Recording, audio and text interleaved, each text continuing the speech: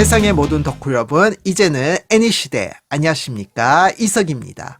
제 강의에서는 일본 현대사가 걸어온 발자취를 애니메이션 작품으로서 설명을 해드리고 있습니다.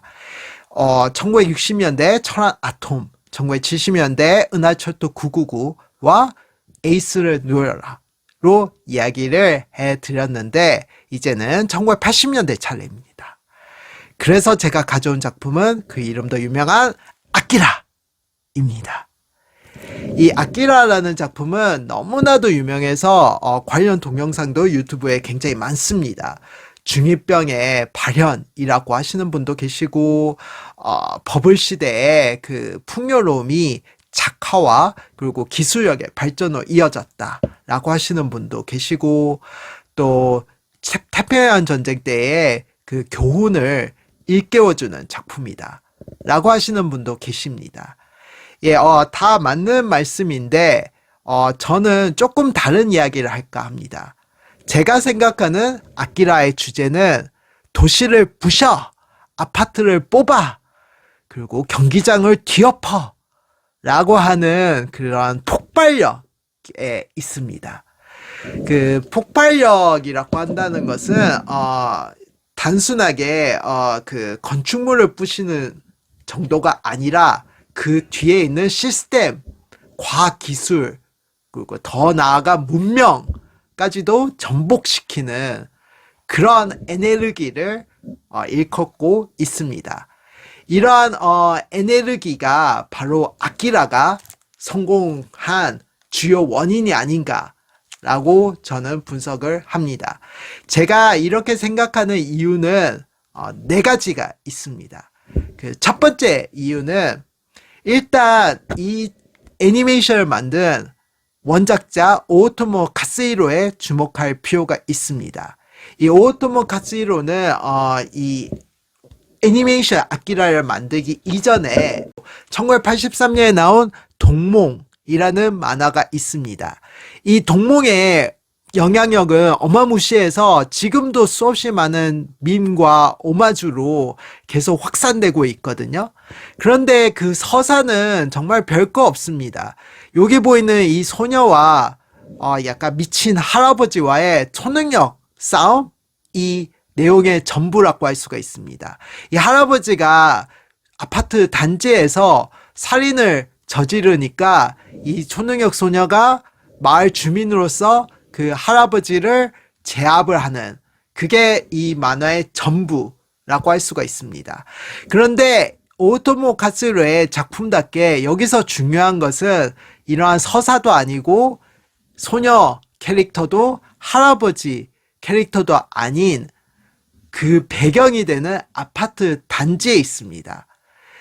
이 초능력 대결을 어떤 식으로 표현을 하냐면은, 보통의 초능력 염력 대결을 펼치면은 캐릭터가 하면서 막 뒤로 물러나는 것으로서 초능력이 얼마나 세고 강력한가 보여주고 있는데, 이 동몽에서는 초능력의 강함을 그 캐릭터가 아니라 그 캐릭터로 인해 가지고 부서지는 아파트 건축물로서 표현하고 있어요.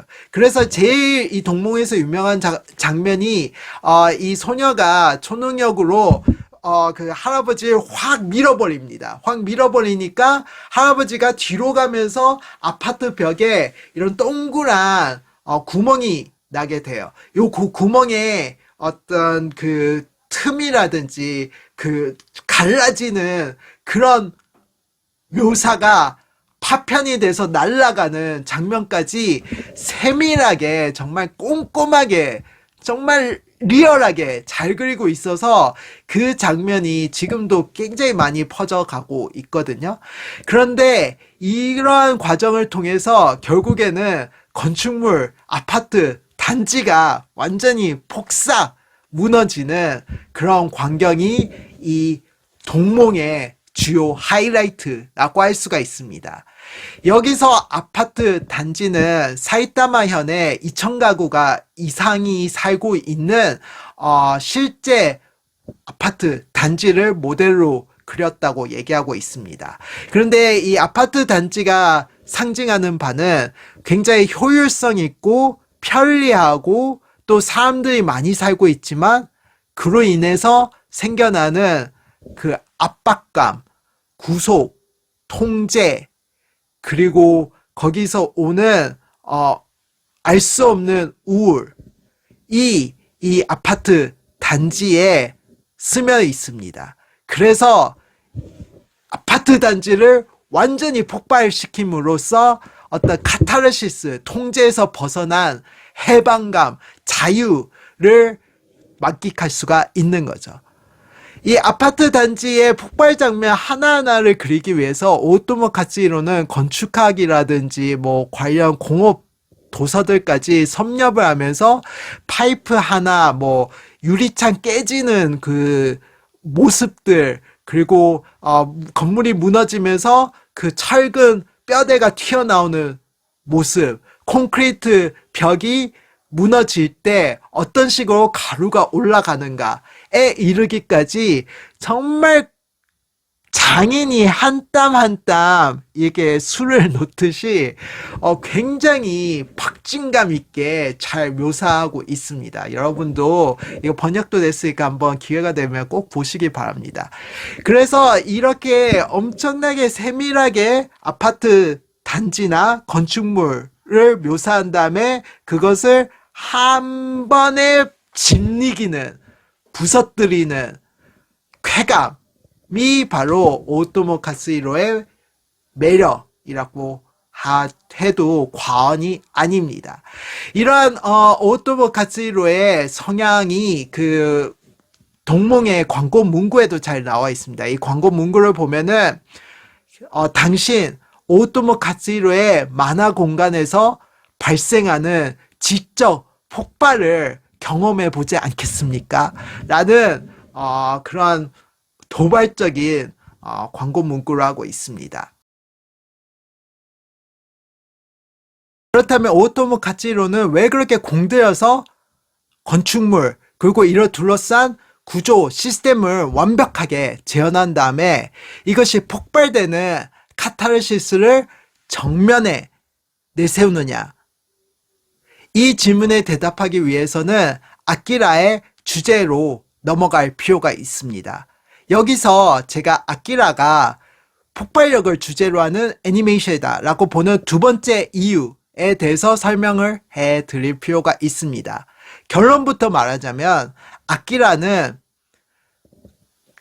국가 위주의 도시계획 그리고 더 나아가서도 고도경제 성장 그 자체에 대한 강력한 안티테제를 내세운 애니메이션이라고 할 수가 있습니다.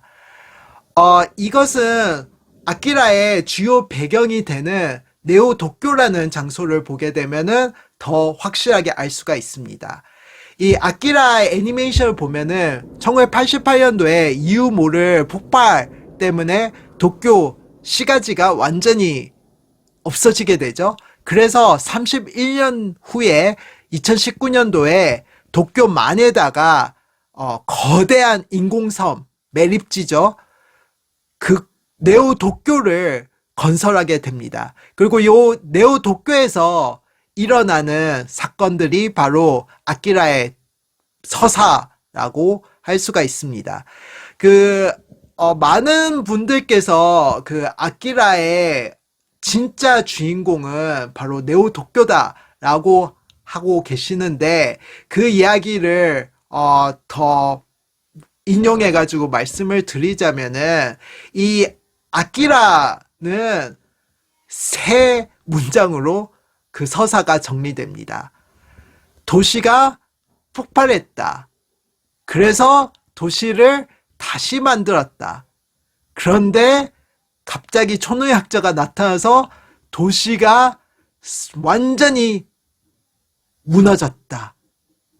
붕괴되었다. 이게 아키라의 세 줄 요약이라고 저는 생각하고 있습니다. 이 아키라의 네오 도쿄가 그렇다면 그만큼 중요한 의미를 지니고 있는데 이 네오 도쿄에는 실제 모델이 있습니다. 이것은 뭐 제가 보는 일본의 뭐 묵구지라든지 뭐 선의 연구 같은 것들 보면은 다 지적하는 바인데, 그 주요 모델이라고 하는 것은 그때 당시에 국가 건축가라고 불리던 일본을 대표하는 건축가, 뭐 도시 계획자인 단계 겐조라는 분이 있었는데, 그 사람이 만든 도쿄 계획 1960, 그 구조개혁의 제안이라는 구상도가 있습니다. 이게 바로 네오 도쿄의 실제 모델이 된다고 할 수가 있어요. 그것은 뭐 애니메이션도 나오는데, 이 만화를 통해서 말씀을 드리자면은 네오 도쿄라는 곳이 이런 길다란 고속도로로 내륙과 인공섬인 네오도쿄가 연결되어 있거든요. 그리고 여기에 네오도쿄가 건설되어 있어서 엄청나게 번영을 하고 있습니다.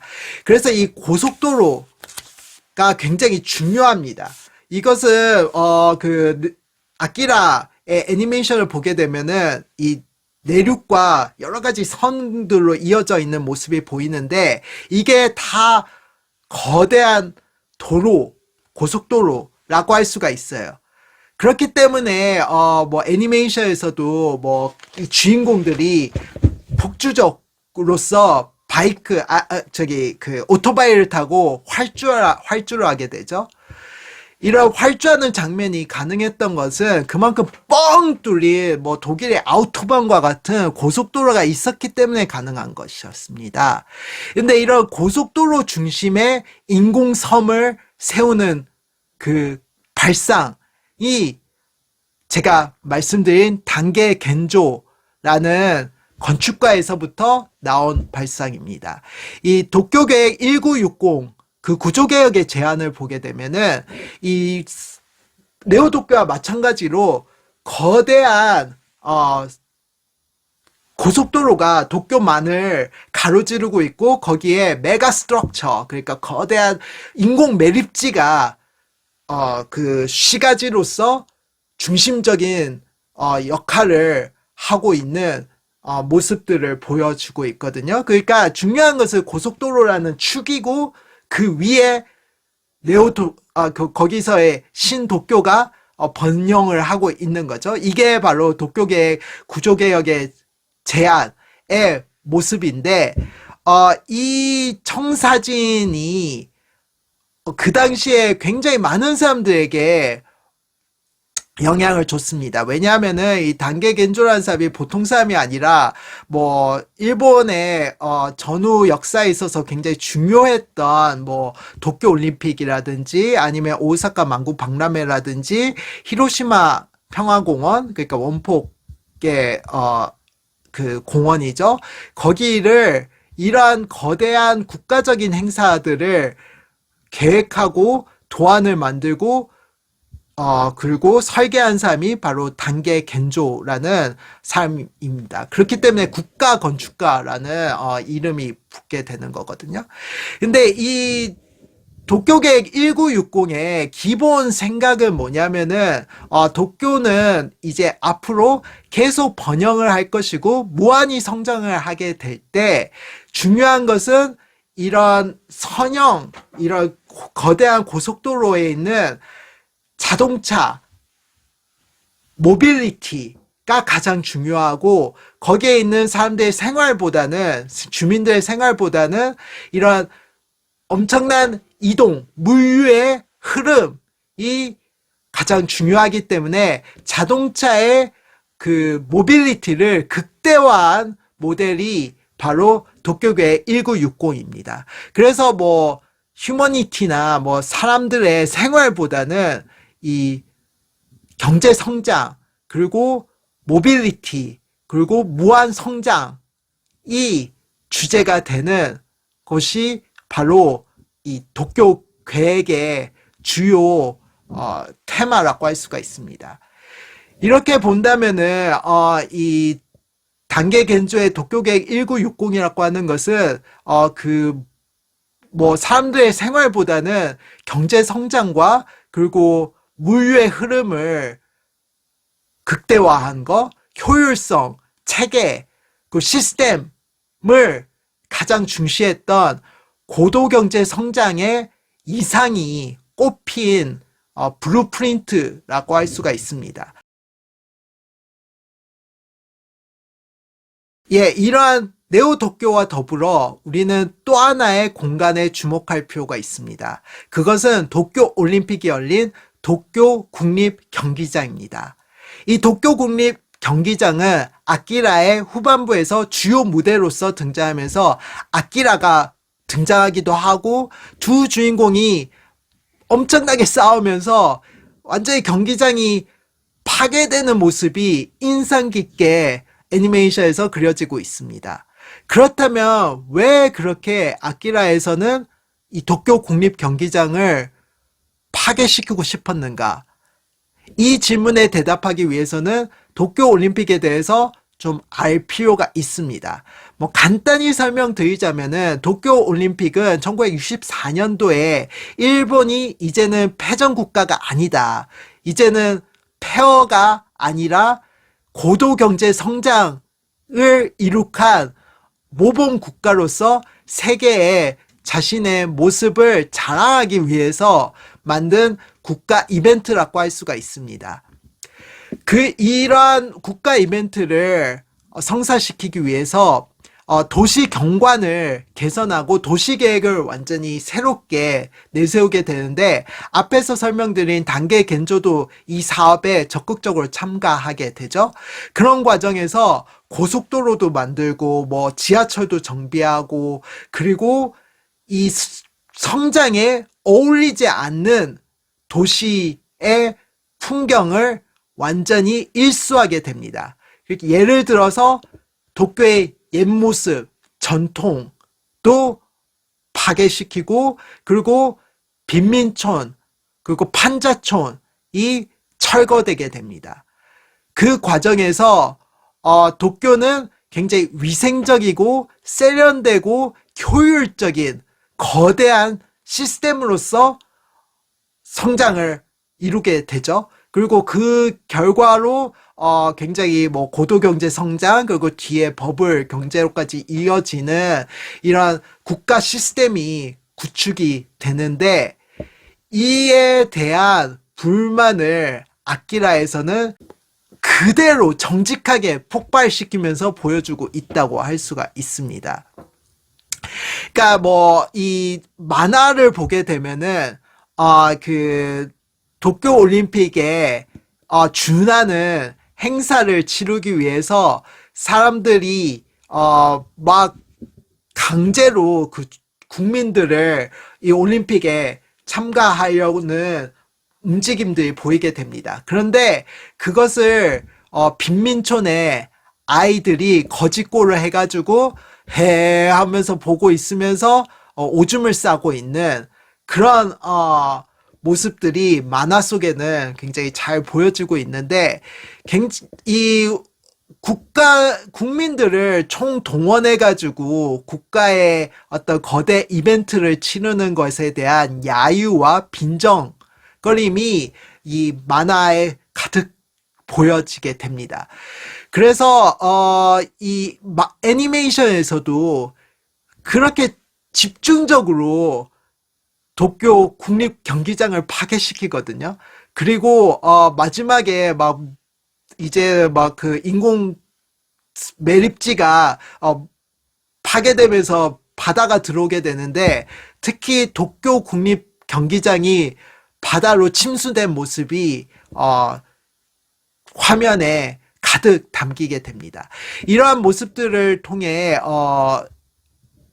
아키라는 국가 시스템, 효율적인 구조, 그리고 거대한 이러한 메가 스트럭처에 대한 불만을 보여주고 있습니다.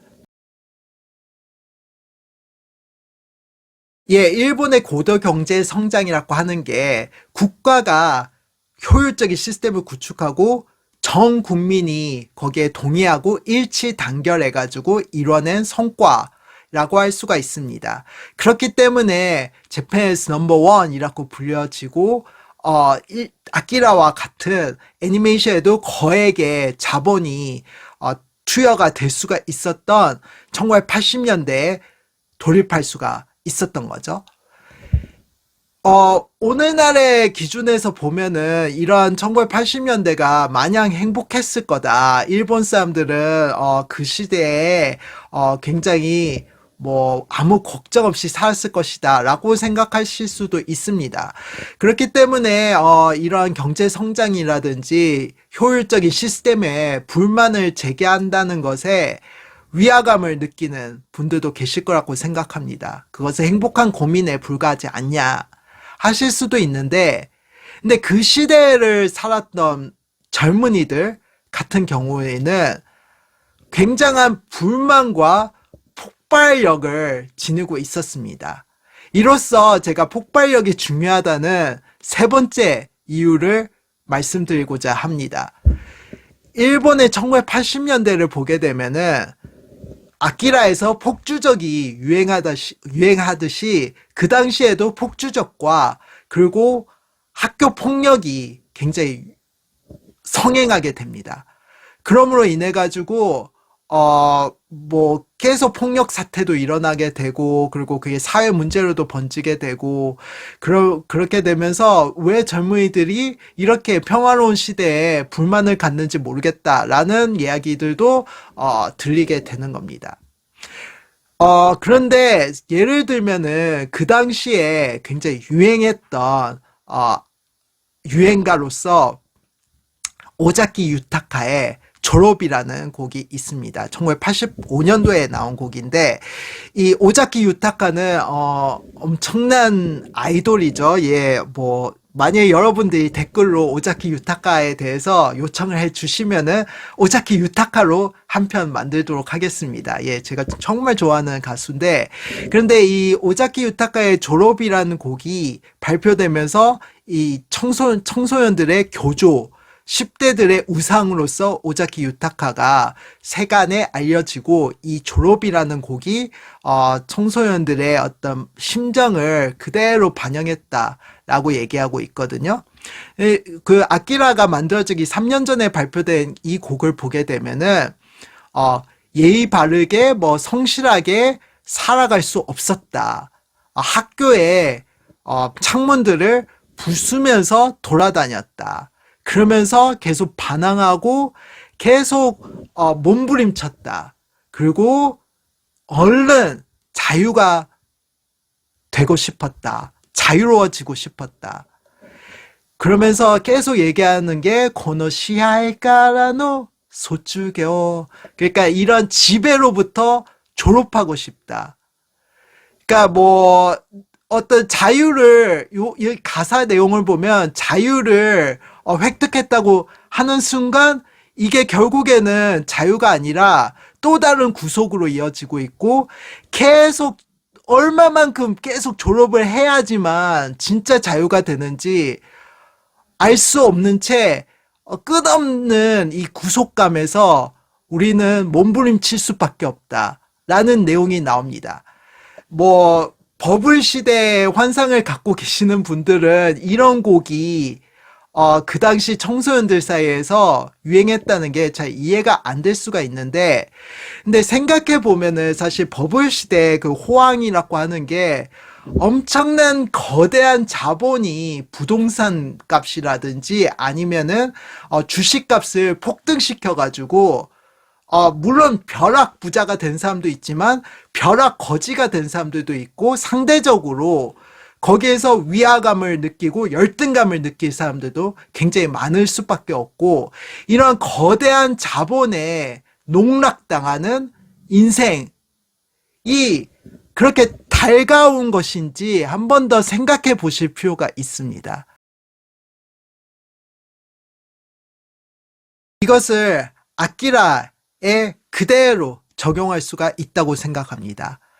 아키라의 젊은이들이 느꼈던 그 울분, 그리고 그 해방을 위한 몸부림 같은 것들이 결국에는 1980년대 일본 사회가 지니고 있었던 그 압력과 구속에 그대로 연결되어 있다고 말할 수가 있습니다. 그러니까 경제 성장이 이루어지고 물질적으로 풍요롭다고 해가지고 자유롭거나 아니면은 반드시 행복한 것은 아닙니다. 뭐 미셸 푸코가 얘기하듯이 굉장히 번영한 사회라고 하더라도 오히려 그렇게 번영하니까 더더욱 감시와 통제가 이루어지고 있는 현실이 기다리고 있거든요. 그러니까 푸코가 그런 어떤 감시와 통제의 공간들로서 뭐 학교, 감옥, 병원, 군대와 같은 곳에서 벌어지고 있는 그 통제와 감시를 얘기를 하고 있는데 이것이 아키라에도 그대로 그려지고 있습니다. 학교라는 공간, 감옥, 그리고 군대, 정신병원 이런 곳들이 굉장히 중요한 장소들로서 네오도쿄를 상징하는 공간들로서 아키라에 등장하고 있습니다. 그리고 아키라를 보게 되면은 테츠오가 하늘로 가가지고 인공위성을 다 부수고 있죠. 이 인공위성이라고 하는 게 사실 1980년대 당시에 하늘 위에 우리를 지켜보는 우리가 알 수 없는 무언가로서 굉장한 공포의 대상이었습니다. 그러니까 누군가가 우리가 모르는 사이에 우리를 감시하고 있다, 통제하고 있다. 그 상징물로서 인공위성이 있었거든요. 그런 인공위성을 테츠오가 확실하게 박살을 내는 장면에서 그 당시 사람들이 느꼈던 쾌감, 해방감이 표출이 되었던 것입니다. 이 아키라의 어떤 원동력이 되는 것은 원시성이라고 할 수가 있습니다. 이 원시성이 바로 제가 아키라가 파괴력을 중시한다는 네 번째 이유가 됩니다. 이 아키라를 보게 되면은 그 테츠오의 경우만 보더라도 테츠오가 마지막 순간에 거대한 아기로 변신하게 되거든요. 이렇게 거대한 아기로 변신해가지고 주체할 수 없는 에너지를 발산하게 되는데 그 에너지가 바로 애니메이션이나 만화에서는 우주의 탄생을 알리는 빅뱅으로서 비유를 하고 있습니다. 또 한편에서는 원초적인 인류 생명의 시작점인 뭐 세포라든지 아메바라는 것들로 비유되기도 합니다. 이와 같이 뭐 아기라든지 뭐 아메바, 세포, 빅뱅과 같이 굉장히 원초적이고 원시적인 상징물들이 아키라에서는 굉장히 중요한 어떤 소재들로서 곳곳에 등장을 하고 있어요. 이렇게 본다면은 아키라의 폭발하는 에너지의 근본은 바로 원시성에 있다라고 얘기할 수 있습니다. 이 원시성이 애니메이션에서 잘 드러난 사례로서 BGM을 들 수가 있어요. 이 BGM은 감독인 오토모 카츠히로가 굉장히 신경을 써가지고 만들어낸 작품인데 우선 BGM을 만들고 그 위에 영상을 입혔다고 할 정도로 음악에 신경을 많이 썼는데 이 음악을 담당한 팀이 바로 게노 야마시로 구미라는 팀입니다. 근데 이 게노 야마시로 구미는 문명 비판을 주제로 민속 음악을 많이 연주했어요. 정근대적인 어떤 음악들을 많이 차용해가지고 새로운 현대 음악으로 재해석하는 그런 퍼포먼스를 많이 했거든요.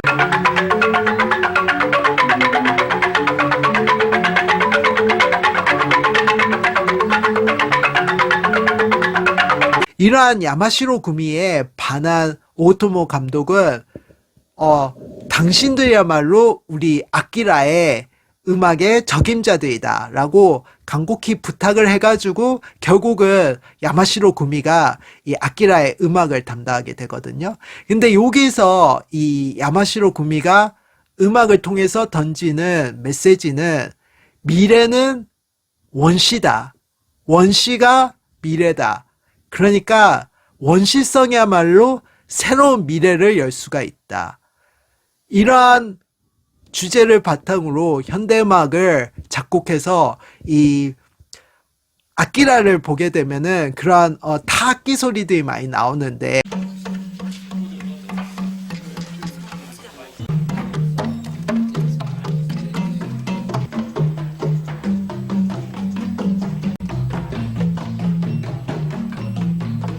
이게 바로 야마시로 구미의 작품이거든요. 특히 폭주족들이 초반에 질주할 때 뭐 에세라 에세라 하면서 나오는 그 목소리와 타악기들의 조합,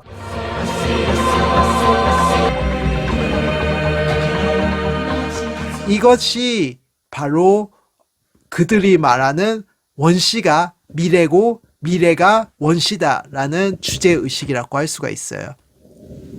그러니까 어떤 폭주족들의 그 어떤 폭발력을 원시성이라는 테마로서 잡아낸 건데, 이를 통해서 그 오토모 가츠히로가 얘기하고자 하는 거는 이 새로운 미래를 여는 것은 문명도 아니고 시스템도 아니고 고도경제 성장도 아니고 바로 처음부터 다시 생각하는 이런 원시성에 있다. 개인들이 자신의 어떤 탄생의 신비를 체감을 했을 때, 체득을 했을 때 거기서부터 새로운 미래가 열리게 된다라는 말을 하고 싶었던 게 아닌가 생각을 합니다.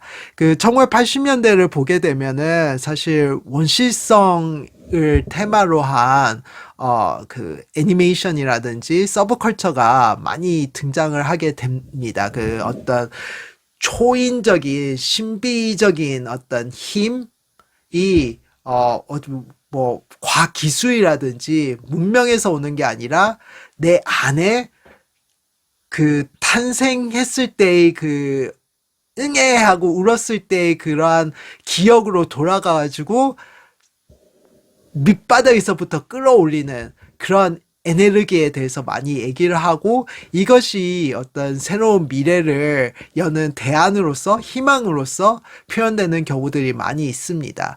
그러한 어떤 맥락의 일종으로서 아키라에서는 원시성과 거기에 맞는 뭐 아기의 형상이라든지 야마시로 구미의 음악이라든지 아니면은 폭발하는 에너지를 표현했다고 할 수가 있습니다. 작은 뭐 이런 문제들이 아니라 문명 자체에 대한 불만, 세계 전체에 대한 어떤 분노 같은 것들이 있고, 이런 것들은 뒤집어 엎고 새롭게 시작을 하지 않으면은 뭔가 돌파구가 열리지 않는다라고 느끼는 순간들이 있을 때 이 아키라를 보게 되면 속 시원한 뻥 뚫리는 쾌감과 카타르시스를 느낄 것이라고 자신 있게 말할 수 있습니다. 예, 이렇게 아키라를 저는 해석을 했고, 여러분들도 한번 속 시원하는 뻥 뚫리는 그런 쾌감을 느끼시길 바랍니다. 예, 그러면 이것으로 제 강의를 마치겠습니다. 수고 많이 하셨습니다. 다음 시간에 또 만나요.